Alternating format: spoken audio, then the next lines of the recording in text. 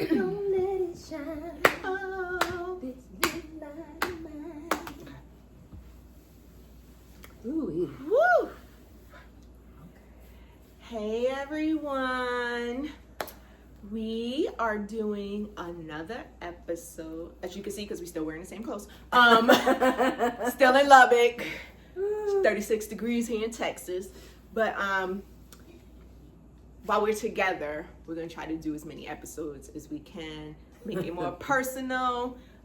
We love Zoom, but I like Zoom, so I can turn my camera off because y'all about to see that my face talks on its own. So apologies, especially this topic. Apologies. So a few weeks ago, I was out hanging out with my friends, and this is another spinoff of Love and Legacy. And I was getting some male perspectives about dating. And two topics that I just had to get my sister's input on. So, backtrack, I did another clip, haven't uploaded it yet, to get someone else's perspective about the same video when we were filming while I was out, about independence being an attitude, right? And what is the top 1% of men, right? So the next day after this dinner, I had to call my sister here, and I uploaded the video and I let her watch it. And we got some comments about it because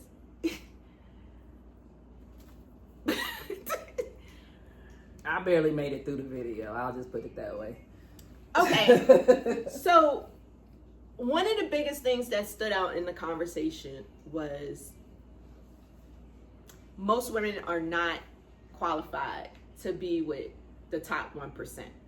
And I wanted to know, who is a 1%er? Where are they? And what qualifications do you need to have to be considered the top 1%? Do you even think that's a thing? No. But according to the video, there's a top 1% of men that exist in this world. We still can't find them.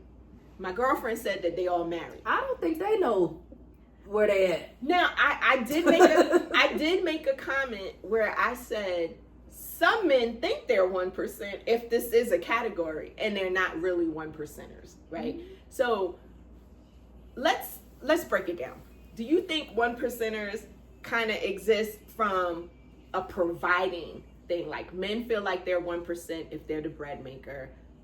They keep a roof over the head. Like, they check all the boxes to be a good provider. That makes you a 1%, but you have no emotional intelligence, because I'm just trying to, you can't have it all. You can't do all of that and be emotionally intelligent at the same time. There is no such thing. I don't think there's such thing as a 1%. And the person who said the 1%, I'm sorry, sir. That's not. It's a myth. I think the 1% is a unicorn. Like, we're chasing a dream. Yeah, because, like you said, you can't check all the boxes financially as a, however, whatever your 1% qualifications are, and then not have emotional intelligence, or not have trauma, not have a past, not like nobody falls in that. Christ, I think, is the only 1%er. Like, that's like this. Nobody falls in the, male or female. Okay, if they were to exist, Santa lives at the North Pole, unicorns live wherever Wherever fairyland, they right? If a 1%er was to exist. So the running joke was, where are you guys, right? We were like, my girlfriend Lana was like, are they at the cigar lounge? Like, are they, you know, they married. they married, right? But let's look at that. I know a lot of men who is on that level or is on that level as the person who created the 1% title that we are basing this video off of, right? And they were married, maybe on 2, 3, 4, 5 marriages. Like, so does that really make you a 1%er if you had multiple marriages? Can you still say, if all the qualifications he said in the man that they were doing, are you really a 1%er if you've been married multiple times? Because what is the most common denominator in all of that? That person, you could get, but we don't know why they got divorced. Again, though, think about it. It can't always be the other person. There's got to be some accountability.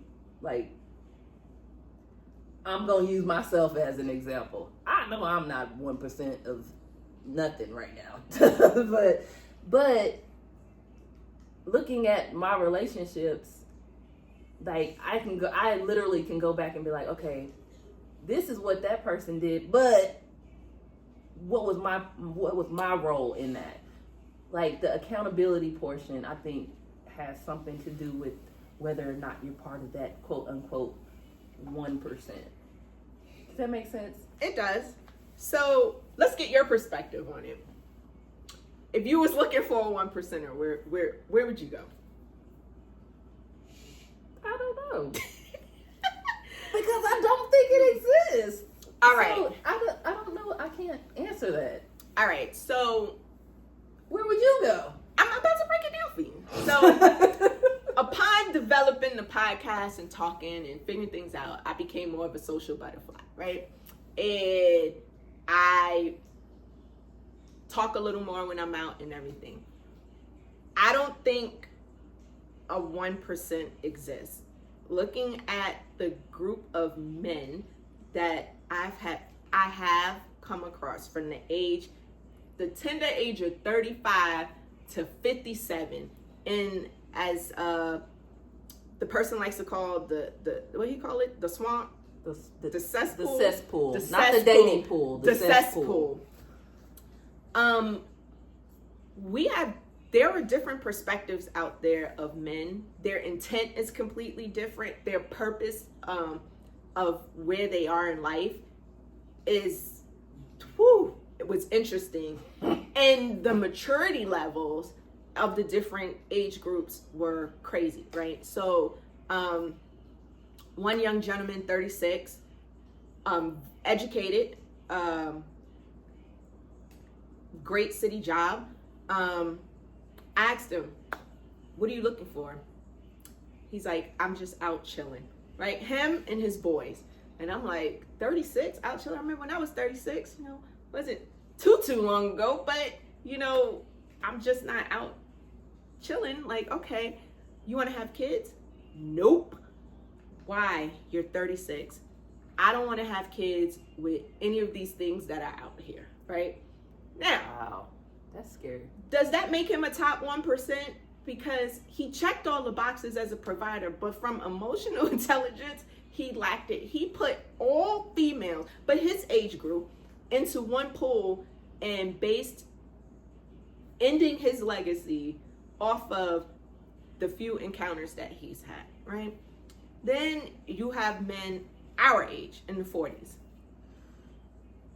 Oh my Jesus. If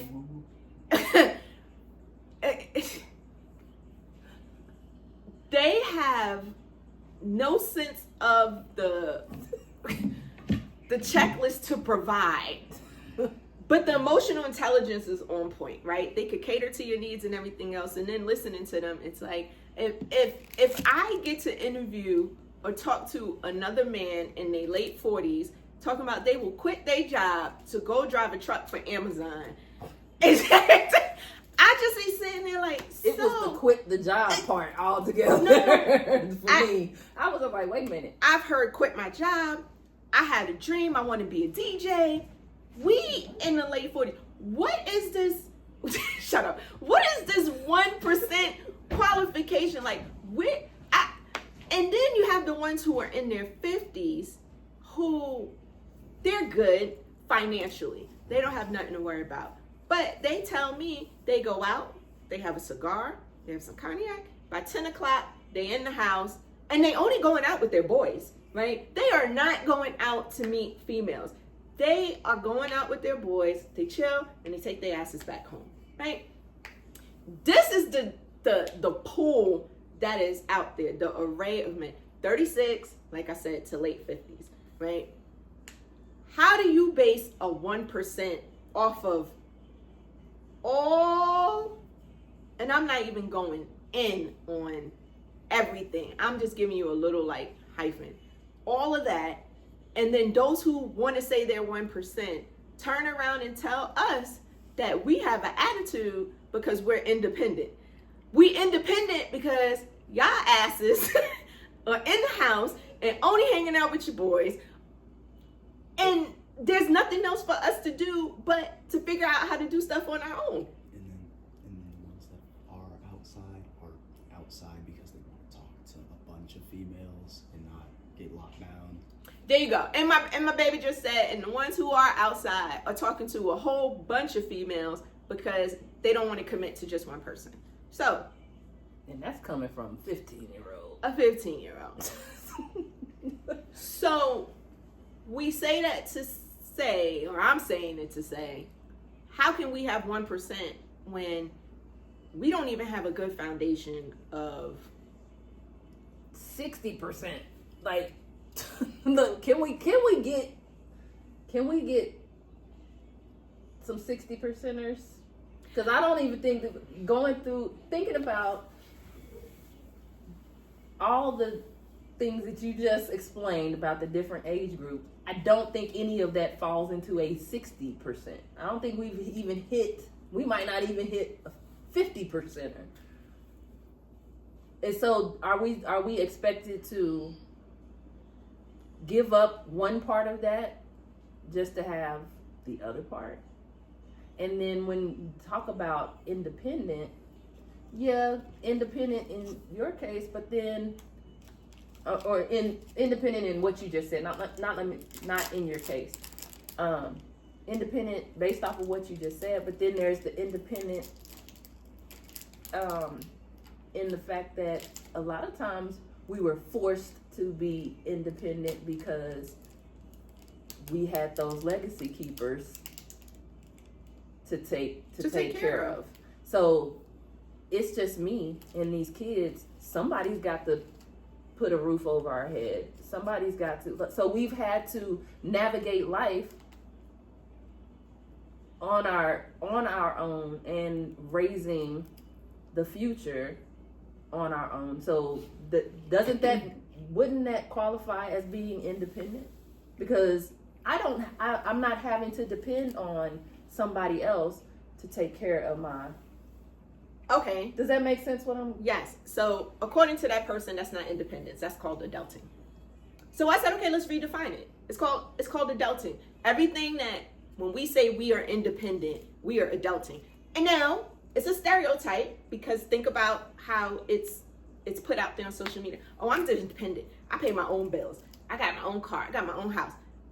Yeah, that's called being an adult, right? But let's redefine independence, right? So I have a horrible memory, but You can adult and independent.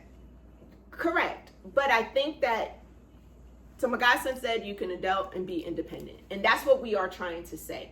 But in society, men look at women as when we say we're independent is having an attitude and we don't need them, right? And I think that we need to, but because of the stuff we're saying we're being independent about, it's us being an adult. Okay.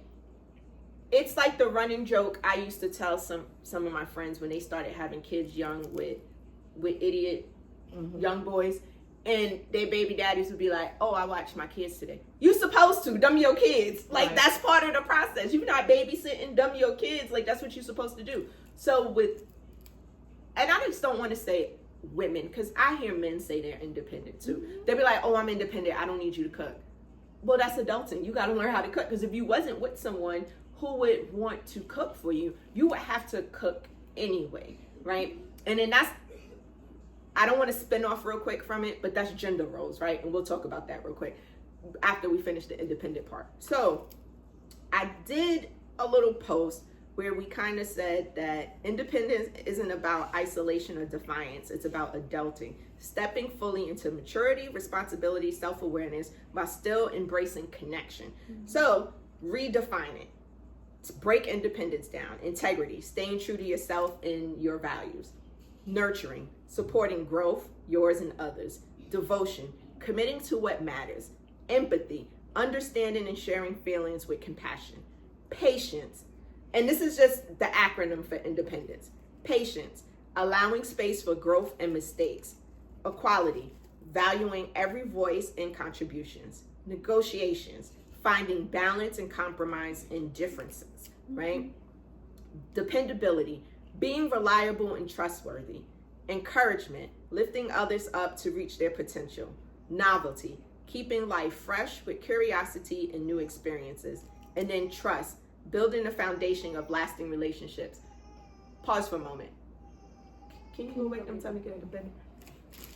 So, when we look at independence through this lens, it stops being a label that isolates women and instead becomes a roadmap for adulting with grace, strength, and humanity.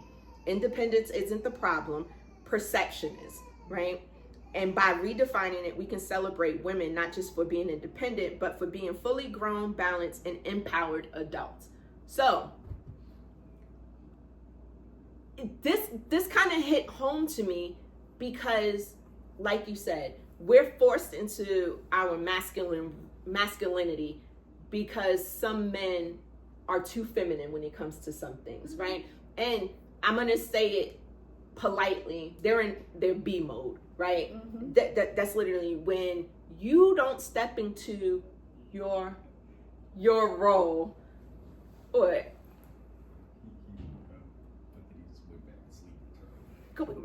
you don't Go grab the baby and take her in there with her mama and her daddy. you don't Sorry, y'all.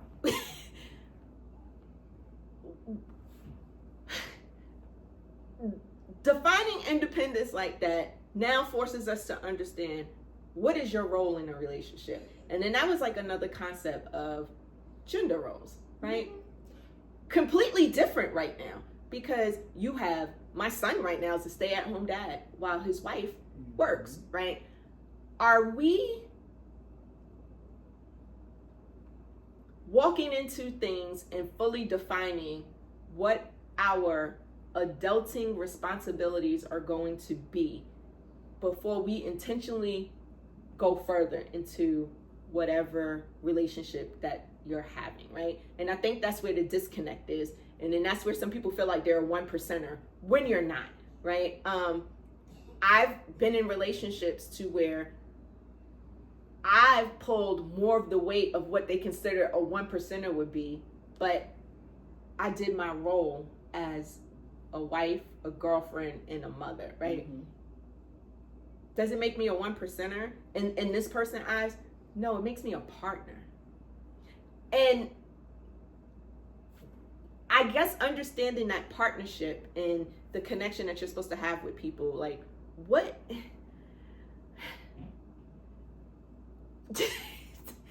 The conversation in my head is just going from sitting there. It's like replaying. Yeah. It's like everything to negate the fact of some men just don't want to be accountable. They want to control things. And it's their way or the highway. Like, we're not supposed to have any say-so. And the minute they feel like you're stronger than them, in any given situation, they out of there and play victim and leave. And now, I want to clarify something, because when I was talking about being independent, at no point did I say I don't need a man. Correct. I never said that, because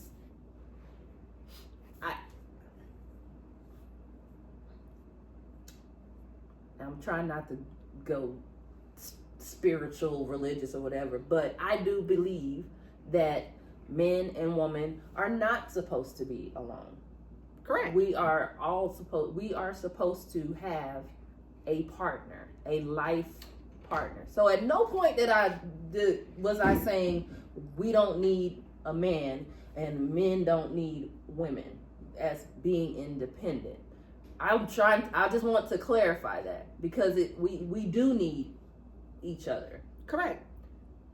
The problem is men and women at times are forced into situations to where they have to be able to life without that other half. I just wanted to clarify that, because you did bring that up, and then we started talking about that's when the gender role thing comes into play. So in that conversation, one percenters are supposed to provide whether they're around or gone. So in this particular example that was given, this goes to the gender roles. Most of the men at the table were military. So I gave the example, okay, I'm dating someone, they're not around, my tire goes flat. Who's the first person I'm gonna call? The 1%er said, you call me. And I said, well, why would I call you if you're deployed or 300, 400, 500, 600 miles away and you can't do anything for me? Because I should have taken care of that. And if you're with me as a 1%er, you wouldn't have to worry about that, because when I leave, he said he does all this tire preparation. There's like a tire that doesn't get flat. I don't even know, or whatever. So I said, he goes, I check all the boxes. I make sure that the person I'm with doesn't, anything that I'm supposed to do, all that stuff it's going to be taken care of if I'm not around. So I flipped the conversation down to another gentleman who he considered, this 1%er had considered him a 1%er like him. And I said, hey, you're deployed and your wife got a flat tire. Who's the first person she needs to call? He said, it better not be me, because I'm deployed. What the hell am I going to do, right? What am I going to do? So Right. he's mature enough to know that there would be situations that can't happen. So I put myself in that situation. I said, listen, true story. I had a flat tire. The person that I'm with is hundreds of miles away. They got a text message saying, hey, my tire's flat, I'm trying to figure out how to get it fixed. I walked into the building and found me some men that could sit there and kind of help me out in the situation or whatever. Does that make the person that I was with not a man because he wasn't able? You feel, but these are these gender roles. But he couldn't help, right? There was nothing he could do. He was deployed. But some men see it as the fact that we took charge. That, oh my God, you're like when we sit there and say, oh no, I know how to change a tire. Oh, so you got to be independent. That's what it's not that I'm independent. I was forced into a masculine role because what were my options? I had to figure stuff out. For some of us, it was part of our military training. Like we had to learn how to change the tire on a Humvee. Sorry, them. So that's that. Okay. Like, No. Part of my professional career. Like I never. What do you mean? Wait a minute. I never thought about it like that. What if you are dating a female who is capable to just do? I have a good friend who's a mechanic, and I go to her more than I go to her husband. They're both are mechanics, so he doesn't look at his wife any differently. You know what I'm saying? But I mean, she get down and dirty just like him. But like you said, if you're dating someone that was in the military and it's like, well, why did you climb up on a ladder and I used to jump out of helicopters. Like, really, like, this is, does that make you too, does your past experiences make you too independent? Like, I was raised, my dad is a retired cop. So I was raised to be comfortable with guns. Mm-hmm. I learned how to count with bullets, right? So my dad taught me survival skills in the house, being alone, things to do, what to look for, whatever. So when I meet a guy and they're like, "Oh, no, I'm good. I got that." What do you mean? Like, I'm supposed to protect? I can protect. I'm not saying I'm independent enough to where you don't have to do it. What I'm saying is I'm a partner and I can have your back the same way you can have mine. And here's a funny true story. I want to walk beside you, not behind you. Exactly. Here's a funny true story. Me and this particular person was out, and we were at a club, and the bouncer made a statement about like something happening or whatever, and then talking about protecting us. And I looked at that person looked at me, and I was like, yo, I'm strapped too, so we ready to go, right? So we Bonnie and Clyde here. And then the bouncer's looking like, what? I was like, yeah, like, while he making sure he got my back, I'm gonna make sure I got his back, right? Just, does that make me too independent? Do you look at me differently? I don't think he looked at me differently. I would assume that person felt like, damn, she got my back no matter, right, even though I'm protecting her. Here's the bottom line. Women, we are the way we are because men, you're meant to see a straight line and we see off the side. We what are your peripherals. Literally, because you can't be everywhere at the same time. So my thing is, don't look at us as being independent. We are dependent upon your actions as well. Like, we are part of that equation, right? And that's where the disconnect is with this whole independence is an attitude. There's men at this level. Some women think that they are eligible for this, but it goes the same way. Some because the independence being considered an attitude is stupid. Because like, if a dude can have an attitude and be independent, and they do, but they don't talk about that. So my godson is up here saying, like, some men act the same way that women act, but that's not emphasized. Mm-hmm. That's not. It's like ignored. It's ignored. It's okay for them to do that. It's okay for those men to do what they do, but the minute we do it, it's wrong. And that's why we got to try to change that narrative. Or not change it. We just need to adjust our thinking and put light onto the subject that y'all are not perfect either, mm-hmm, right? But the difference is that us as women, we're able to accept a lot of stuff. And so that's another thing that he said, that men, Oh, go ahead. Men have to accept the things that we come along with, where they don't get that by, right? So I wish I could play it back. He made a statement like whatever we come with, like the eyelashes, the hair, like they have to accept that. But the minute we, meaning men, he was like, but the minute we do something wrong, y'all X us, right? And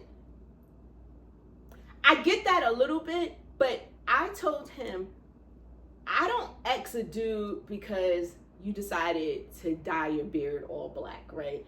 I said, I X a dude when you get in your bitch mode, right? Yeah. And that's your strike to me, because that's your role. There's just some things you don't get to just walk away from.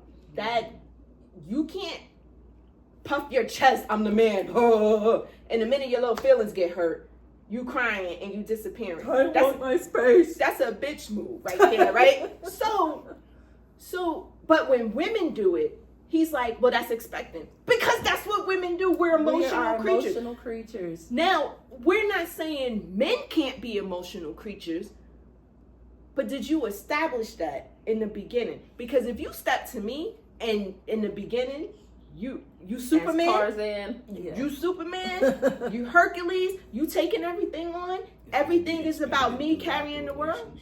What you say? I said if he does that in the beginning, it's going to be expected throughout the There you go. So the minute something is given to you that you don't dislike, now you're not a superhero no more. Yeah. You didn't establish those grounds from the beginning.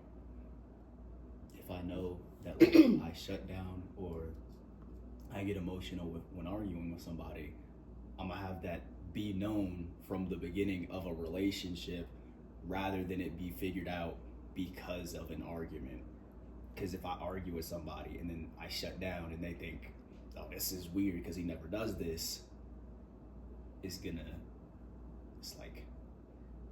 be awkward. It's gonna leave that tension. So this is crazy. My son is just the youngest is preaching. But that goes to show emotional intelligence. That goes to show that this stuff is from the beginning. Like, we are molding the men, our young men and our young women, like right now. I can tell you right now, my daughter, equivalent to her, the 15-year-old, she, the sense of independence from what we define, from being able to do things, experiencing, like, when she approaches anyone, the foundation is going to be there. It's like, hey, this is where I am in life. This is what I want in life. If you're not going to show up, don't waste my time. And I've seen it in the brief little introductions to her talking to young boys right now. And I'm okay with that, right? Because she understands her purpose. Something that I didn't really understand at 15. I was still playing with Barbie dolls. Life is a little different right now, right? So and let's just go back to the gender roles there. Society has completely switched how we stand in relationships right now. Completely switch how we stand in relationships. 10, 11. So we got a lot of work ahead of us, because obviously there's a pool of men floating around in this world where we have no idea where you guys are. You're doing amazing things with each other because y'all like to hang around each other and smoke cigars and go out. But you're not emotionally intelligent. But you're not. And then the ones who are out there,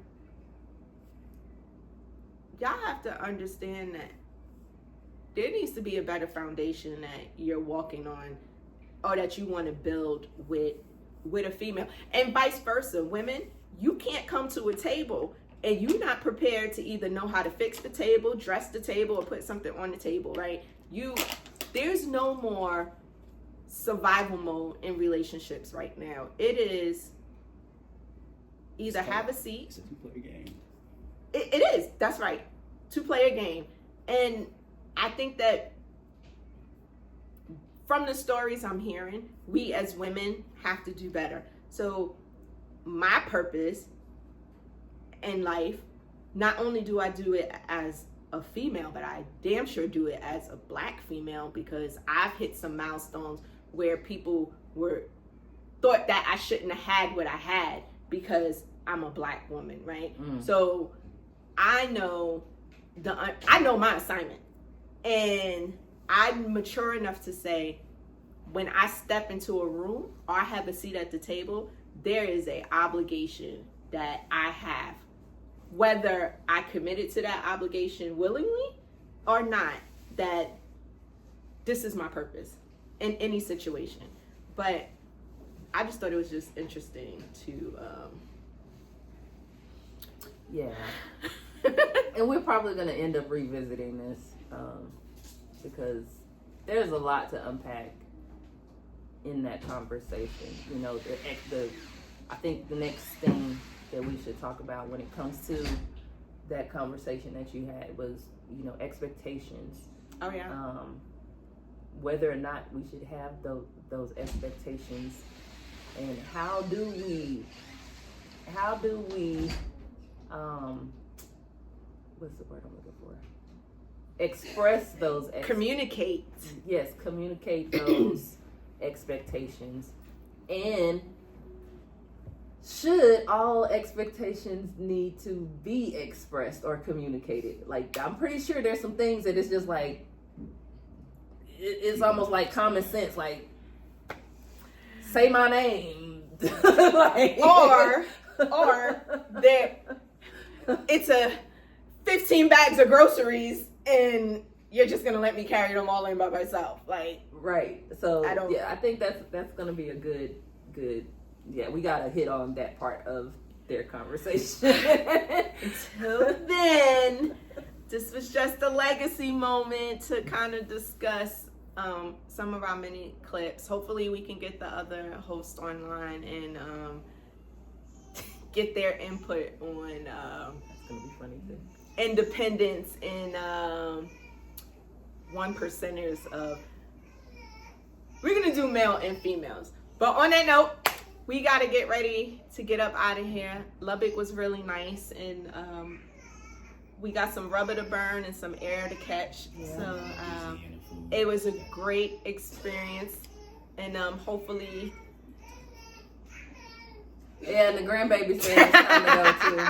All right, y'all. Y'all have a good one. Bye.